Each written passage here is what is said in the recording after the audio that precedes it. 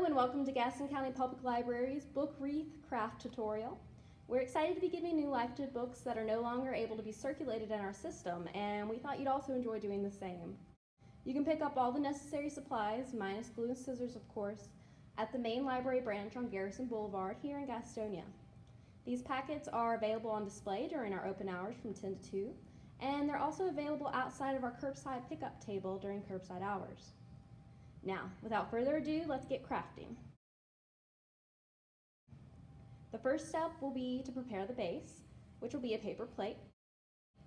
This will be in your kit, so all you'll have to do is cut the hole in the middle so that it's about 3 inches in diameter.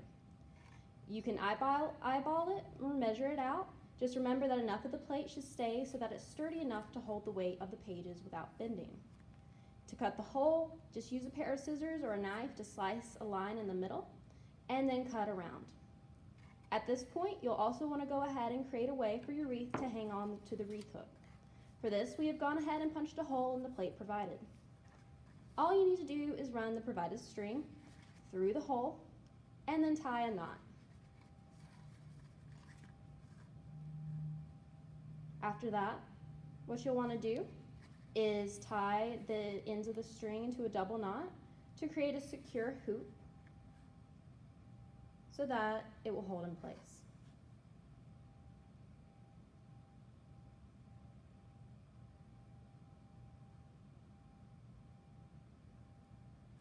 Wonderful.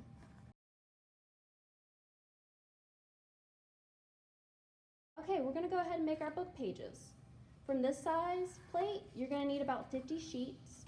We've provided 60 so that you have extra just in case. Starting from the bottom of the book page, roll the entire length of the bottom up towards your left or right so that it begins to form a cone shape. There should be a tip at the widest part of the cone once you're finished rolling. Once you've formed your cone, you'll want to secure it with some glue. We suggest using glue stick so that you can paste a few inches at the edges, kind of creating a triangle. And then you'll want to press it back in place with your index and your middle finger. Make sure to do this hard so that it'll stay and not unroll on you when you're putting on the wreath. Then finally, you'll flatten the cone out with your hands to create a petal-like effect for your wreath. Now, you're going to need a lot of these cones. So you can either make them beforehand or you can piece them together one by one as you go. We've decided to go ahead and make these cones in advance. So once you're ready, you'll create your first layer by pasting the cone to the back of the plate using white glue. You'll place the cone so that the bottom, most narrow part of the cone's edge sits at the edge of the plate's raised edge. So you'll repeat this process around the plate, placing them side by side and allowing the glue to dry. Now we're ready for our second layer.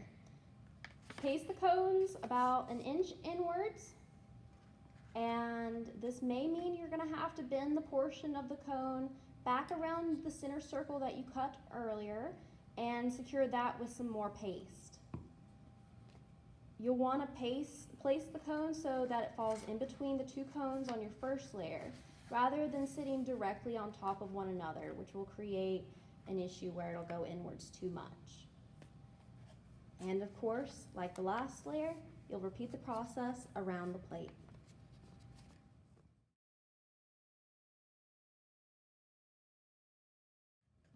Now, for your last layer. Using the same size cones, you're going to place your cones so that roughly about 2 inches of the bottom hangs off the center circle. Bend that portion back to the plate using white glue. Go ahead and place that in there. What we found is that when you place glue in the crease, it tends to want to stick better and stays in place.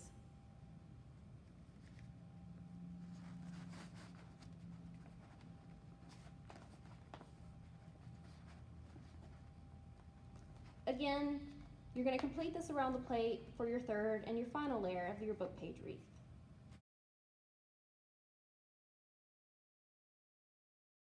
Once you've completed the third layer, what you're going to find is that your wreaths look something like this. We know it does look a little flat, and so once you give it some time to dry, about 15 minutes, you can now fluff the petals out to give it a more full looking appearance. And from there, what you're going to find it looks like. And we'll show you our completely dried, completely fluffed out version. It'll look something like this. Voila! Now that you've completed the wreath, we highly suggest that you feel free to personalize it to fit your style or the season. Another fun option is that you could decorate the book pages before you roll them into cones. From glitter accented edges to completely painting each book page with watercolor, the options are endless. We would love to see what your final creations look like, and so if you complete the project, we encourage you to show it off on social media and use the hashtag GCPL crafting so that we can celebrate your creativity with you. Thank you so much for watching and spending time with the GCPL family.